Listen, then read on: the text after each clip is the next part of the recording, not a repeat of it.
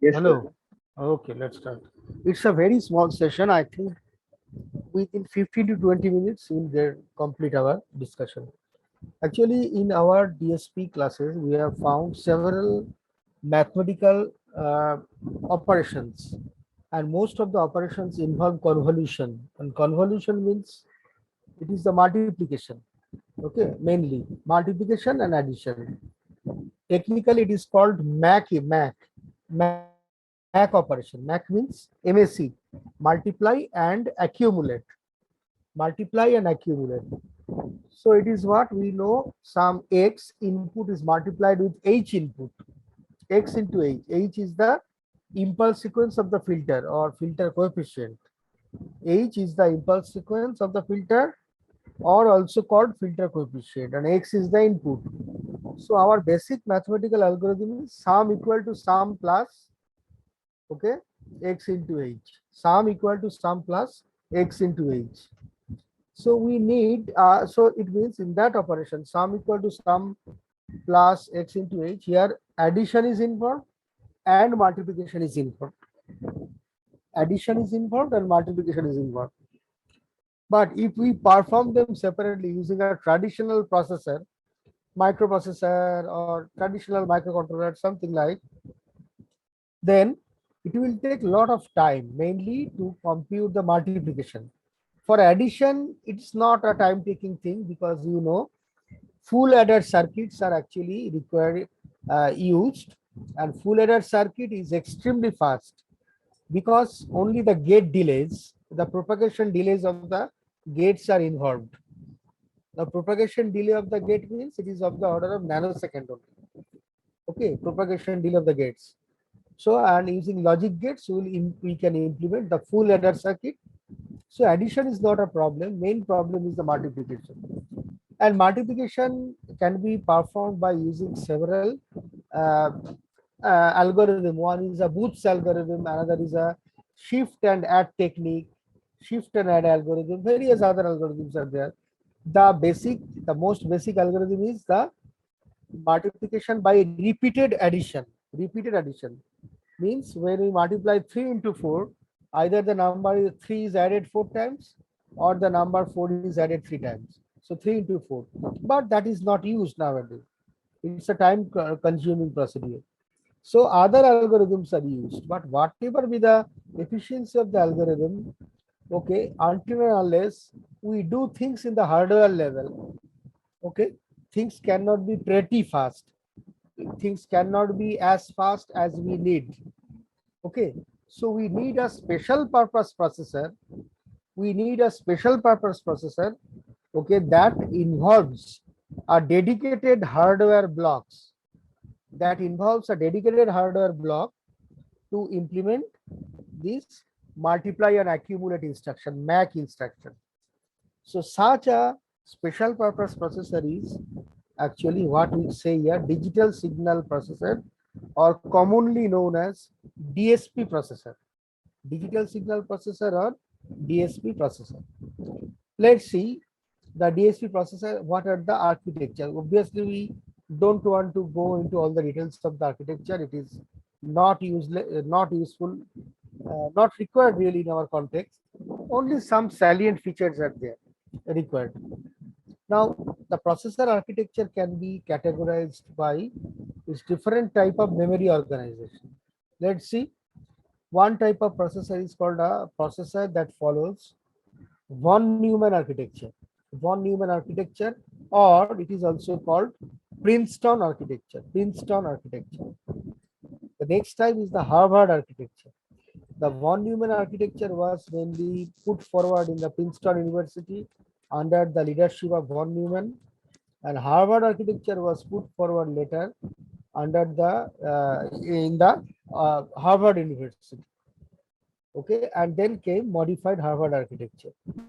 Okay, let's see what do you mean by these one by one. Mainly Harvard von Neumann architecture or Princeton architecture, they are used in our traditional computers like our laptop, like our desktop processor, my desktop computer, our Intel processors actually. These are the all the Intel processors like Pentium, Core 2 Duo, dual core processor, i3 microprocessor, i5, i7, i9. Mainly von Neumann architecture is there, mainly. Okay, but most of the high speed microcontrollers and DSP processors, they are actually following Harvard architecture.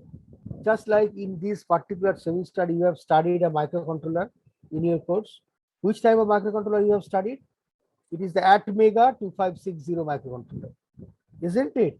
It's manufactured by, originally it was manufactured by Atmel, now it is manufactured by Microchip. So the Atmega 2560, Atmega 328, these are the called the AVR microcontroller. So all these Atmega or AVR microcontrollers, these are also following Harvard architecture. The PEAK microcontroller, that is also, they are also following Harvard architecture. So all the high-end microcontrollers are following Harvard architecture. Our DSP processors are following Harvard architecture, in some cases modified Harvard architecture. And our DSP processors, so these are mainly they are following that type of architecture. Now let's see what is the von Neumann architecture or Princeton architecture. First, there is a microprocessor or processor core here mentioned, and to the processor core actually two type of buses are connected. Bus means bunch of conductor. You know, a bus means a bunch of conductor. So one bunch of conductor is called address bus, and another bunch of conductor is called data bus. So one bunch, the address bus carries the address of any memory location, address of any device, address of anything. Address is the identification number of any device or any memory location. So if I call you by your roll number will be your address, your identification number. If I call you by your name is also your address. It is also some identification characters, your name, something like. So these are the address bus that carries the identification of various memory locations and devices. And the data bus, it carries the actual information. Note that the data bus is connected to the memory or the microprocessor in a bidirectional mode, means the arrows are given in two ways. So data can go from microprocessor to memory or from memory to microprocessor via the data bus. So it's a both way communication or a bidirectional communication. An address bus, it's a unidirectional communication, means a microprocessor can call a device, but a device cannot call a microprocessor. Okay, a microprocessor or similarly a DSP processor can call a memory location, but a memory cannot call a DSP processor. So you cannot call any your vice chancellor of the university, but the vice chancellor of the university can call you, can call us. Okay, so it is always, address bus is always in one direction, unidirectional. Okay, so that's why arrow is shown only in one way. So only one set of address bus and data bus is involved. And all this memory actually is storing what? The memory is storing data and program both. So it's called a program memory and data memory, same program and data memory. So the memory stores program and data everything. So this type of architecture is followed in our desktop, laptop, everywhere. Okay. So both instructions and data are stored in a memory, in a separate storage location. A single separate storage location is there. So that is the main thing of von Neumann architecture. Now, what is the advantage of using von Neumann architecture? Since there is only one set of address bus and data bus, the number of conductors involved here is quite less. And number of conductor here is less, means less cost of fabrication of the conductor. So cost of fabrication is less. Okay. And mainly in our desktop or laptop, various peripheral devices and memories are surrounding the main microprocessor. Okay, in a motherboard, in a PCB, various devices are there. They are surrounding our actual microprocessor. So there are a lot of conducting bands. So since there is only one set of address bus and data bus, then actual length of conductor is somewhat reduced. and length of conductor is reduced means the cost of fabrication is also reduced. So that is the advantage. Next, now if we consider the Harvard architecture, you'll see that here there are two memories. Memories are separated in two parts. One is a memory A we are calling and memory B. And for each memory, there is one set of address bus and data bus. So for memory A, there is one address bus 1 and data bus 1. And for memory B, there is another address bus 2 and data bus 2. And the microprocessor or the microcontroller or DSP processor, whatever you say, it is always connected to all the address buses and all the data buses. And the address bus is always unidirectional and the data bus is bidirectional in nature. Okay, but why the two memories are there? Why it is split into two parts? The reason is that one memory is entirely serving as a program memory. All our instructions are stored in one type of memory. This is called program memory. Here memory A, say. In memory B, okay, say here shown as memory B, it is used as a data memory. So all the data are stored in the memory B. So when a processor wants to take only program, then it will try to have an access over memory A or program memory. When the processor is trying to have an access over the data, it will try to have access over the memory B. It will try to communicate with memory B for data, for accessing data. Okay, so there are two physically separate storage locations. Okay, and signal pathways are also duplicated, multiple signal pathways. A two memory means two address buses and two data buses. One address bus for program memory for calling instructions and another address bus for calling data, okay, to flow in any direction. Okay, similarly, so that is the thing. So two address buses and two data buses for two separate program memory. But now what is the advantage? Advantage is, okay, the microprocessor can have an access of program and data very fast, and parallelly they can do, simultaneously they can do. Okay, so so there is a kind of parallel processing involved, very fast processing involved. That is the advantage. Okay, but the disadvantage, here the length of the conductors, as there are more number of buses. Okay, so the length of the conductor will be much more, cost of fabrication will be more, so cost will be more. But normally what happens for all the DSP processor or microcontrollers, okay, the architecture is involved inside a small chip actually. So that actually the length of the conductor is not too high. It is mainly inside the ICs, inside the IC, semiconductor chip, it is taking place. And nowadays, after the advent of VLSI technology, okay, the cost is also reduced drastically. But for Intel processors that are used in our laptop or desktop, here the microprocessor is surrounded by a number of peripherals and memories. So it is not a single chip application. Multiple chips are there. So between two chips, lot of conducting wires are running in the circuit board, in the printed circuit board. Lot of conductors are running. So therefore, length of conductors matter much. Length of conductors matter much in, okay, the desktop or laptop.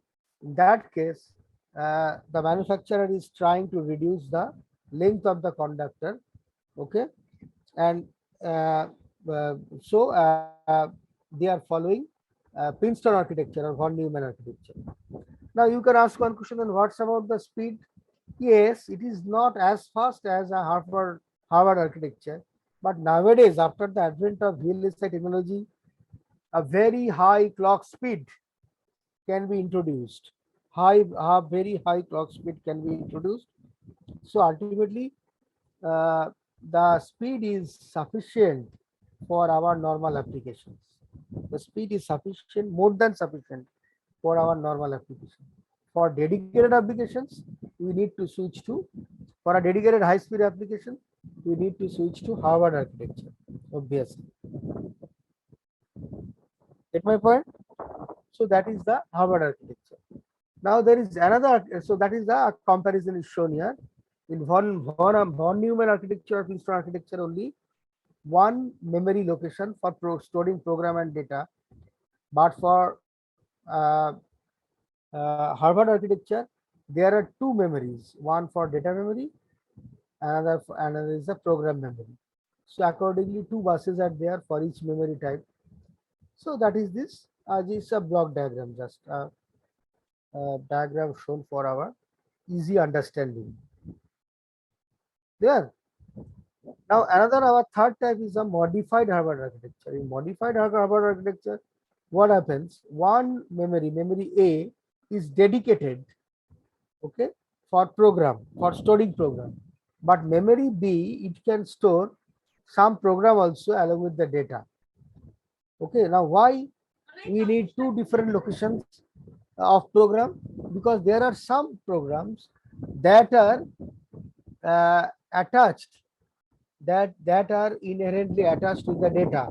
Sometimes these instructions and data cannot be separated because data is a part of instruction. In that case, those instructions that are accompanied with the data closely, inherently, they are stored in the memory B. That is that they are stored in program data memory. And another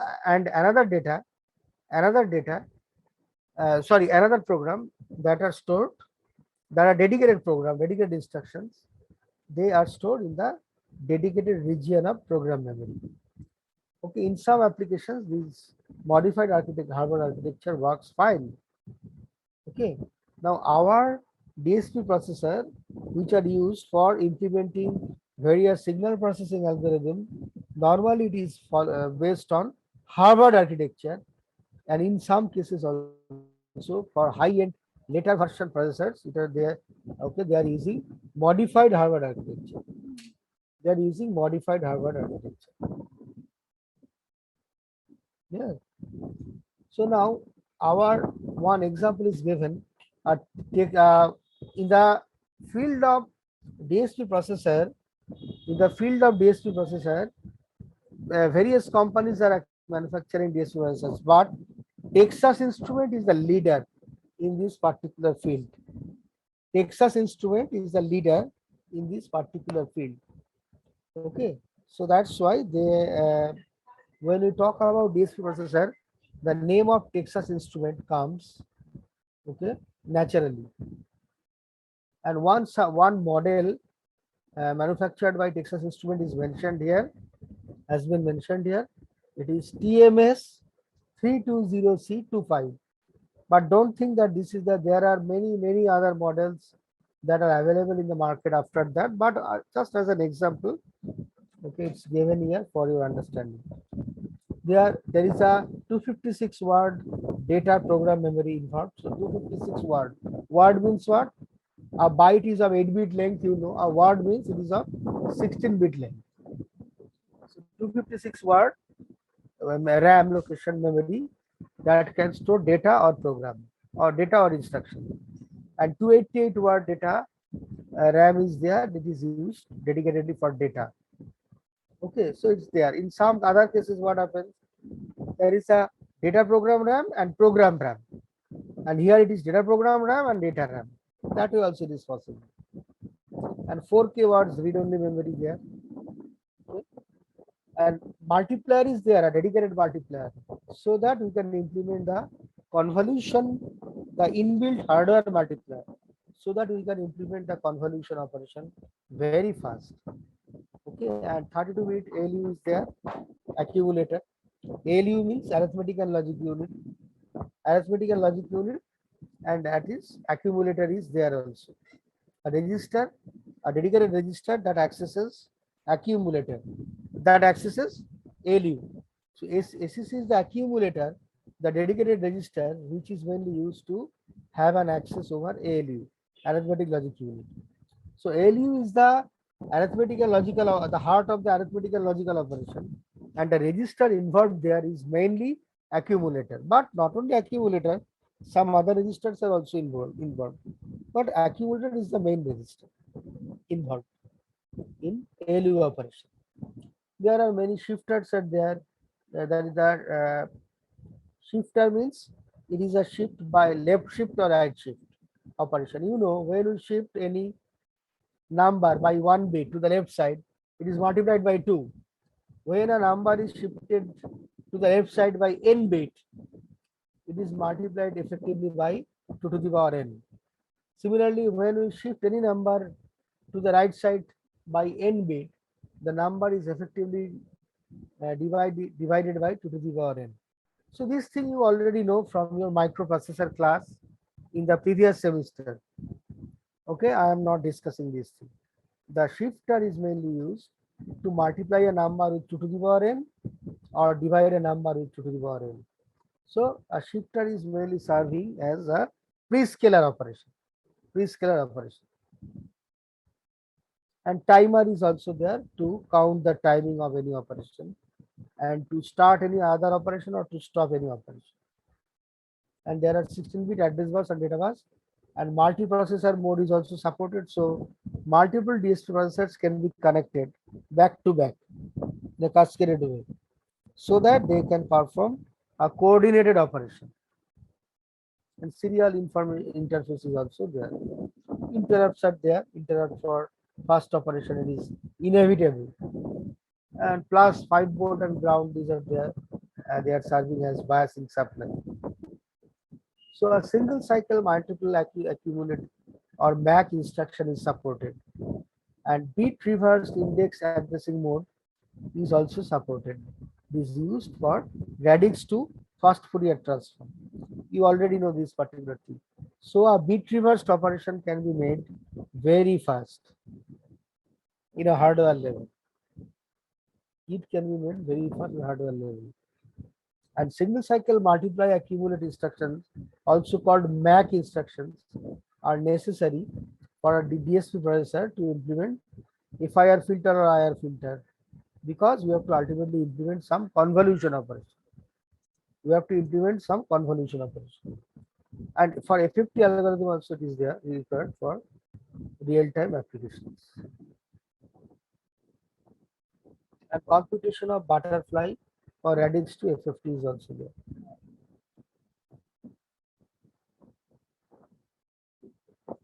Okay.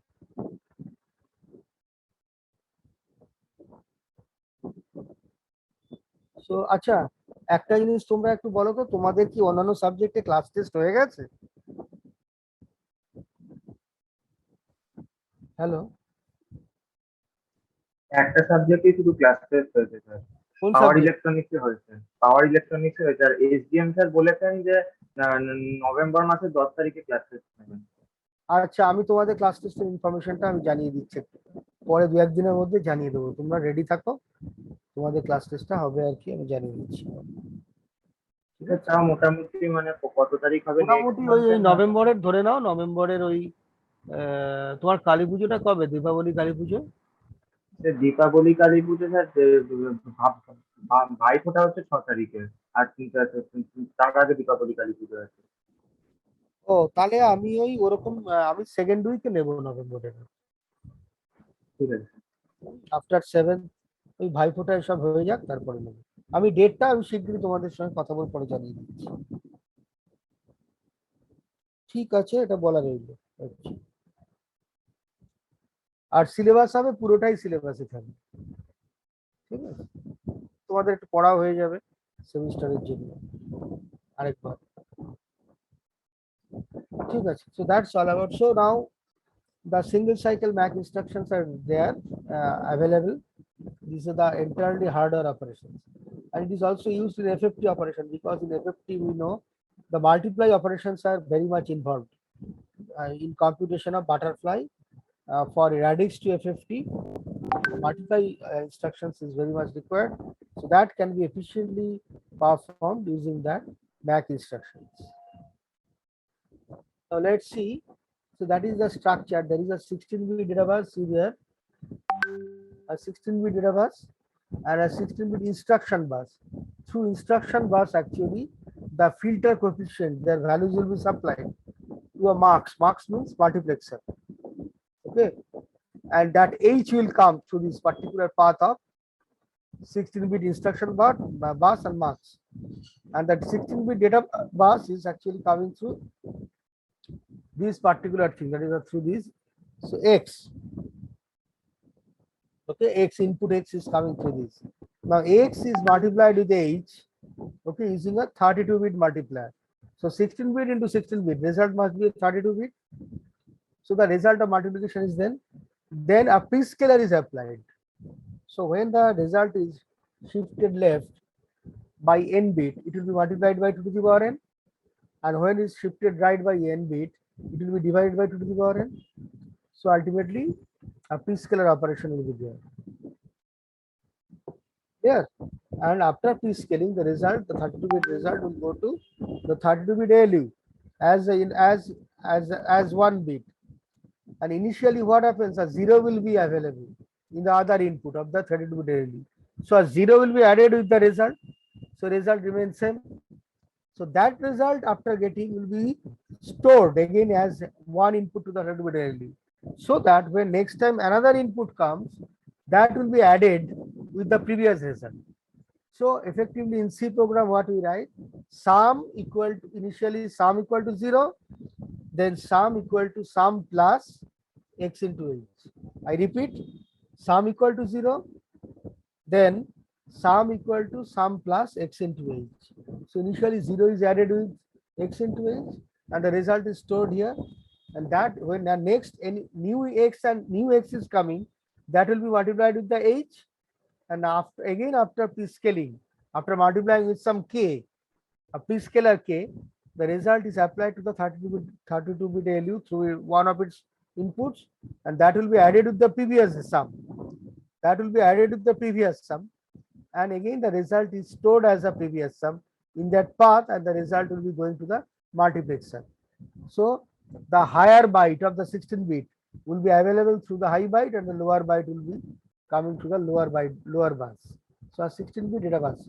So first to 16-bit data bus, the higher word of result will come, then the lower word of result will come.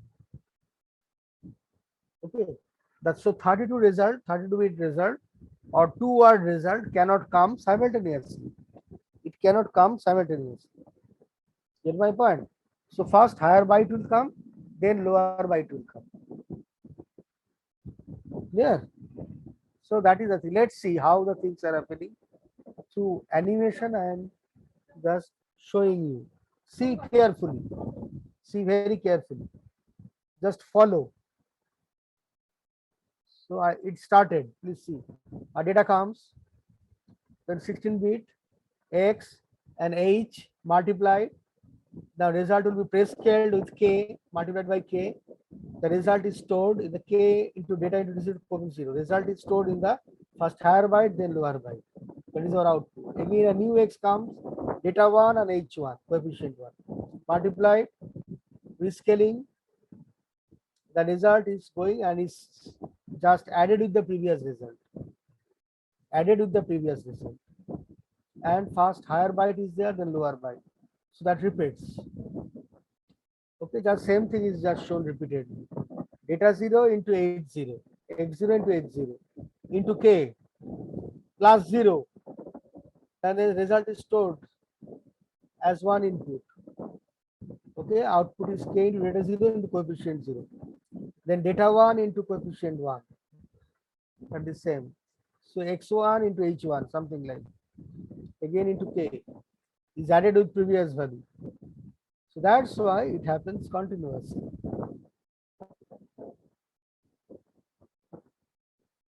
Yeah. So that is the basic mode of operation of the entire hardware. There. So that is this thing. So once we run a particular instruction for MAC instruction, all the things will happen in the hardware. Don't think that we need to do all these things in a program. No, it will be automatically happening inside the hardware. So the result will be very, very fast. Operation will be very, very fast. Yeah. So that is the particular operation.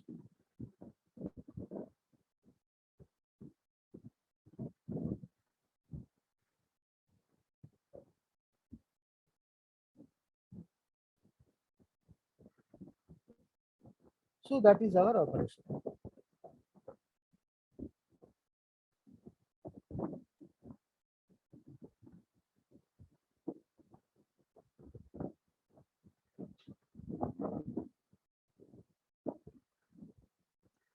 So our convolution is performed. Now that's all about. Now for TMS320CT5 DSP processor, it works on 40 megahertz clock, and the filter tap, it is having 100 nanosecond per tap. So extremely small delay is there. Okay, per tap it's 100 nanosecond per tap, and 256 tap FIR filter is there, and sampling rate is 37 kilohertz. 37 kilohertz. And for IIR filter sampling rate, it is 1 megahertz. Second order filter can be implemented with 1 megahertz frequency, sampling frequency. And for 8-point FFT, sample rate is 50 kilohertz. And single PID control. PID means, I think you know, I am not sure. It's proportional integral derivative control. Proportional integral derivative control. Actually, it will be studied in your process control and instrumentation. There is a subject called process control and instrumentation. There you will learn this thing. PID control and also in control system partly and in instrumentation partly. So the sampling rate is 750 kilohertz. Yeah. So that is, these are the some features of this particular DSP processor, TMS320C25. So that is some salient features, salient points of this particular DSP processor. Anything to ask? So with this, I want to end